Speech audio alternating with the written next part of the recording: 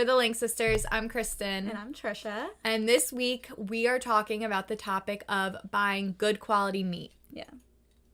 When I started transitioning to a healthier lifestyle, I was going through every food group and kind of assessing, is this helping me? Is it hurting me? And meat was something that was very overwhelming because there are a lot of different opinions and perspectives on it. And to learn about the labeling and everything felt very overwhelming. And I didn't really know where to turn for the information. But I did tons of research and I figured it out, and I'm about to tell you in a very easy to understand way. And because this is not straightforward anywhere else. Yeah, and basically give like multiple perspectives, because I don't think that the entire world should be vegan. I don't think the entire world should be paleo. I don't think the entire world should be eating meat. I don't think the entire world shouldn't be eating meat. Mm-hmm. But to navigate where you fall in this, let's talk about it.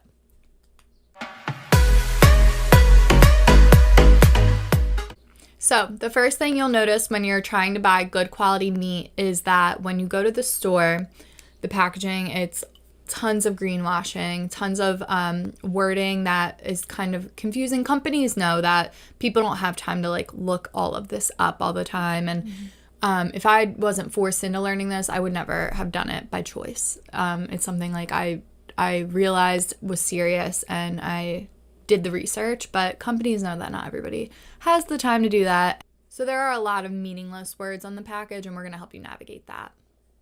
So let's talk about the difference between good quality meat and bad quality meat. Put simply, good quality meat is from animals that were treated humanely and were fed their natural diet. Poor quality meat or bad quality meat is going to be from animals that are more from factory farm settings or fed an unnatural diet, typically treated not humanely. And this isn't going to get into all of the treatment of the animals, but really how, it does matter because it affects their health, and that's what we're going to focus on. So essentially, we are what we ate. So what we consume, we're also consuming what they consume. So when we eat an animal, if they were given different things like antibiotics or drugs, it did affect their system. It may still be in their system. Regardless, it's affecting us as the consumer. So the reality is that most conventionally farmed animals are living in dirty conditions, poor living situations, fed their unnatural diet, and then in turn, they get sick. And this is cheap practices. So this is the cheapest way for the company to do it. And when they get sick, a really cheap solution is drugs, chemicals, antibiotics. And that wipes out their microbiome, that messes with everything. In the same way that it's similar to humans. Like, it really messes with us too when we overuse these things. So the animals are already thrown off from eating poorly, from being in unhealthy conditions, and then they're also given drugs and antibiotics and just basically not natural things. And in turn, the animal is changed. The nutritional value is changed. I learned a lot about this from the book titled The Plant Paradox by Stephen Gundry, and he explains that when you eat chicken, you want to eat the same type of chicken that would be found in the wild. However, a lot of factory farm chicken is not eating the same food that they would eat in the wild. So chickens in the wild would eat things like bugs and forage and plant life in the natural ecosystem of the world. But literally, if you really think about it, just think about a wild chicken. Okay, they're not eating corn, they're not eating grains. But then when we put them in that setting where the first thing on our mind is business and making profit, that's what they're being fed. And it seems to not be a big deal, but it fattens the chicken up, and we don't realize it, but it makes it very unhealthy, and it makes it different, and it makes it affect us differently. So if you think about it that way, you can understand why there's an issue, and even though we might not taste a difference, it's affecting us very differently. So it matters. It's very important, and it's something that's not known a lot because nobody's really educating about this because, come on, money. So the bad quality meat, aka the animals that are treated inhumanely, tend to have more inflammatory fats, less of a nutrient-dense profile. They can have parasitic bacteria and just a lot of nastiness that we don't want to put in our bodies and can really be correlated with health issues in ourselves. And How many of our health problems stem from inflammatory problems or hormone imbalance? Exactly. These are things that the animals are having. Exactly. And then on the other hand, the good quality meat, aka the animals that are treated humanely, they will have more anti-inflammatory fats instead of inflammatory fats. And they will also have more protein. They'll have more of a nutrient-dense profile. And just in general will be a lot healthier for you without having those negative impacts that are It supports your health, Yeah. and then it takes away exactly any of the negative exactly downfalls of the bad quality meat, And can we just appreciate the fact that good quality meat is like basically treating animals right? Like you're getting like the ethical standpoint and the nutritional standpoint, and Yeah. it's like it's coming together to be the best thing for you and for the animals. So We all want this. Yeah, If they make exactly. it hard, so we're going to help you. Yeah. So the power is really in our hands as consumers. But what are we supposed to buy? We're going to break it down for you so you can know exactly where you're putting your money towards. So we also made a guide that will be linked in our blog as well, and that's something that you can print out or take a screenshot of on your phone so that you can have it while you go grocery shopping, and it has examples of those reliable labels that we're talking about. Our goal is for anyone who listens or reads this to understand how to do this. What is the formula you need to get good quality meat? And that's why we made the guide, and that's why we're explaining this in this way. So without companies confusing us, it's actually very simple. What we want is meat from animals that were treated humanely and fed their natural diet. That is what makes an animal healthy. That is what then gives us nutrients and benefits our bodies rather than destroys our bodies. So the most simple way we can put this is that when it comes to poultry and pork, which are things like chickens, hens, duck, and then pork is things like pigs, you're looking for the terms pasture raised on the label. And then you're looking for the certified organic label, always for all meat, in addition to a reliable label, which we have listed in the blog post. But there's all these reliable labels that make you know that that pasture raised label is legit. Because if somebody just writes pasture raised but doesn't have the right label to certify that, then it's kind of meaningless. Additionally, for beef or ruminant animals, which is like bison and deer and things like that, those animals need to be grass fed. Same exact thing as the poultry, besides the wording there. So it should say grass fed instead of pasture raised. Then it should also have the certified organic label and then a reliable label, which we have linked on the blog post. In addition to that, a lot of the other terms are pretty meaningless. Mm-hmm. So now we're going to go through each of these words and labels and let you know what they mean, because we're telling you it means that the meat is good quality, but what does it actually mean? So let's start with organic. Anytime you buy meat, you want to buy it certified organic with the USDA certified organic label. It's a circle label. We have a picture on the blog. So what this label entails is that there were no synthetic fertilizers, pesticides, or sewage sludge, no hormones or antibiotics, nothing is genetically engineered or irradiated, which is radiation to kill bacteria. Animals can only eat organically grown feed. They have year-round access to outdoors, and there is no cloning. And we have a link to the USDA's standards, and you'll see it's not just for meat. That USDA certification goes on all types of food, and it's a really trustworthy and reliable certification. So that's a good one, and you always want it for all meat.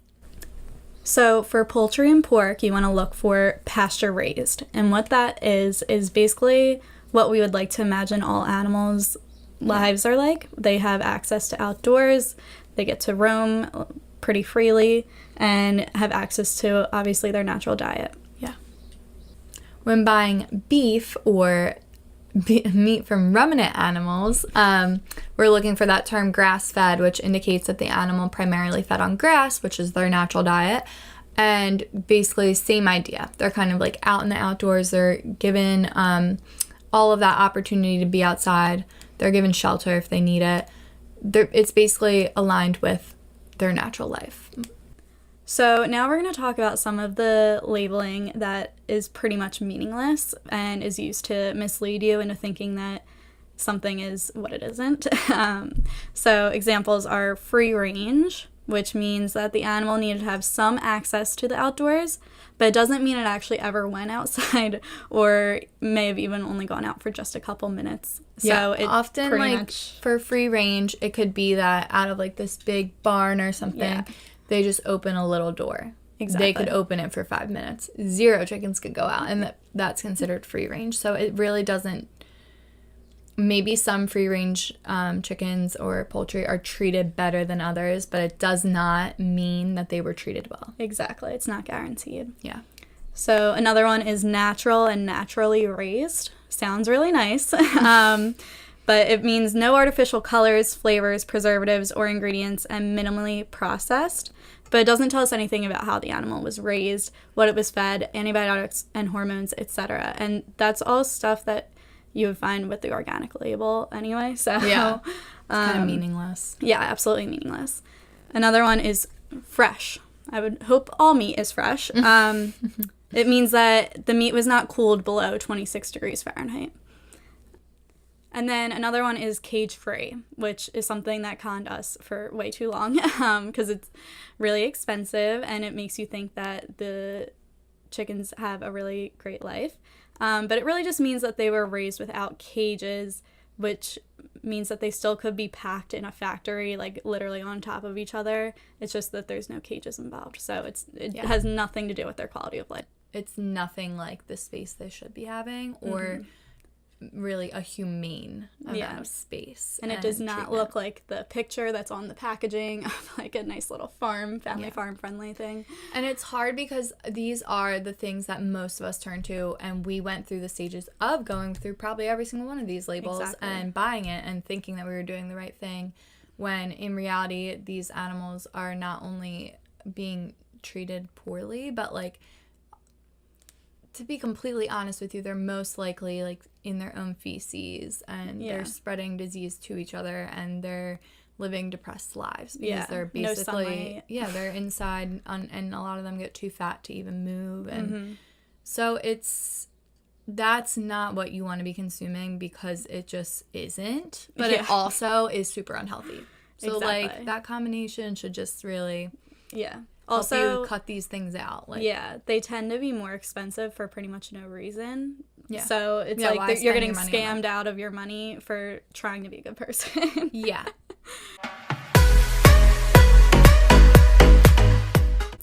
All right, so let's talk about taking action today. What are some steps that we can take? Let's do something tangible here.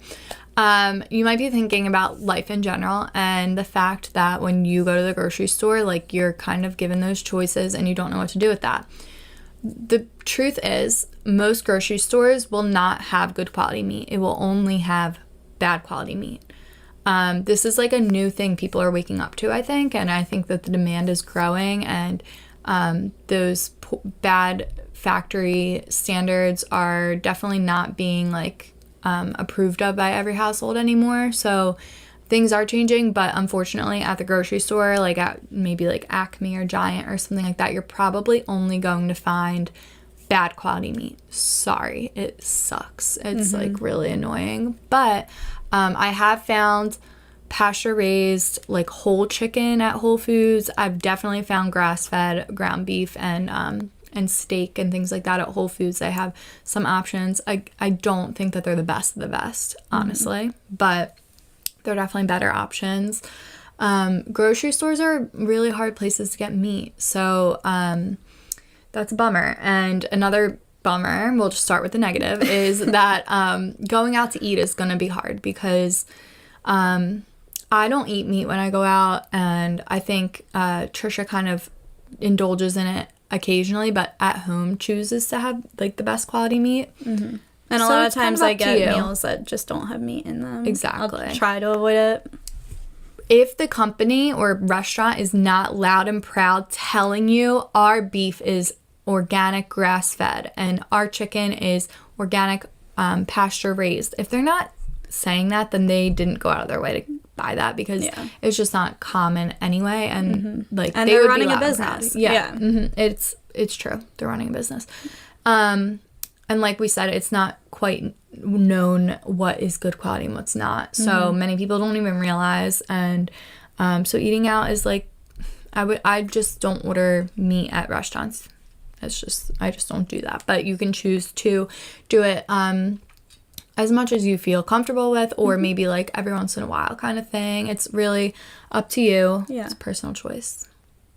So we just said like so many people are unaware about this, and many restaurants and people are eating this poor quality meat. So you might be thinking to yourself like, okay, well then why does it matter? Like everybody's still alive and kicking it. But in reality, we have like these high rates of people dying from chronic disease, and I'm pretty sure the top cause of death is like heart disease. Yeah.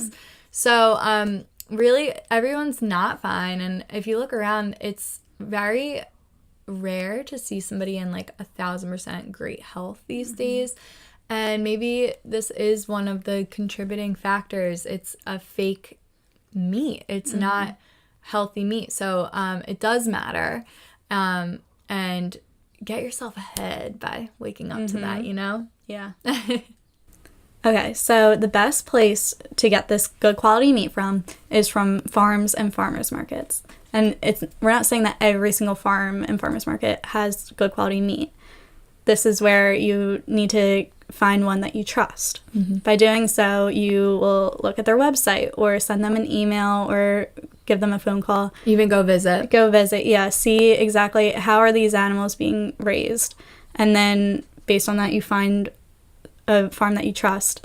We use a database that you can use, like you can see all 50 states on it. Basically, we'll link the database and you can click on it.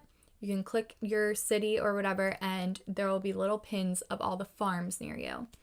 You can click on the pin and read about that farm. It'll have a link to their website. You can check out their website. You'll know if they're raising their animals correct or not. So what we did was we found a farm, and you know, we couldn't tell exactly what they fed the animals, so we emailed them and asked, and it sounds like this like extra step. It was so simple, so easy. And it's one email. Yeah, and then I found out what they ate, and actually in my monthly emails from them, they send updated pictures of their animals. So I trust them so much because I see that, and that's where the meat is coming from.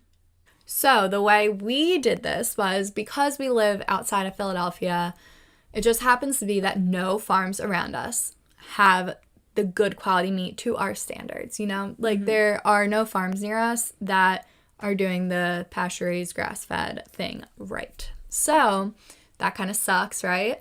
But on that Eat Wild database, I found a farm that's like over an hour away or so, and it has great standards. This is the farm we use. But I'm not saying we drive there once a month because that's just too much for me. But this farm has a pickup system in place in which they have people order, and say there's multiple people around my area that order. Then they drop off all of those orders at one place, and they say, okay, the pickup date is this date.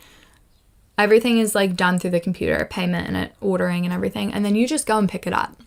And it's frozen, and you get it once a month. And that's how we get our meat. Yeah. We get it once a month from the pickup location. It's super simple.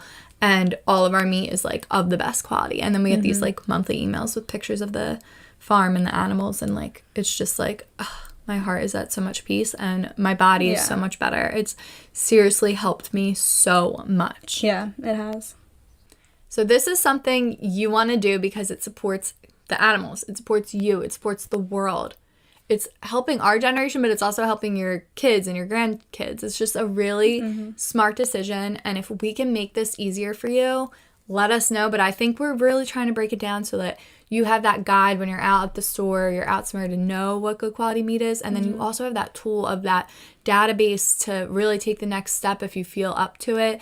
Also, we didn't make changes overnight. I definitely wasn't down to go like to the farm right away. And that was the first thing I was given advice to do. And I didn't do it right away. So I understand taking baby steps, and we support 1,000% any genuine effort, even if you can't make a complete 180 in your life. That's okay. It's really just getting that understanding and beginning to move in a better direction. And let us know if you have any questions about meat, good quality meat, and how to go about this.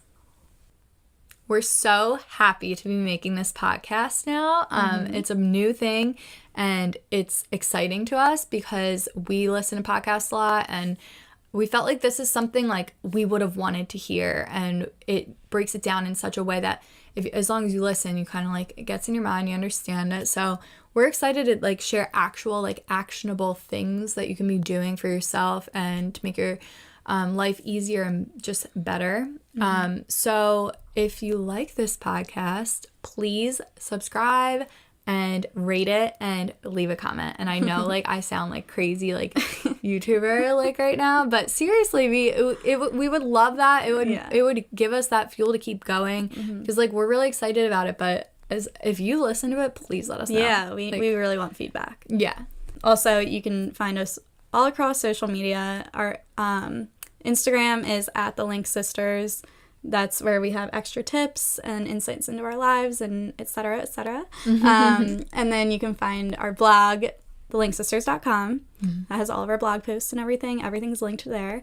And then you can also find us obviously on YouTube and the podcast, The Link Sisters. Yeah, on Apple Podcasts right now is where we are. Yes.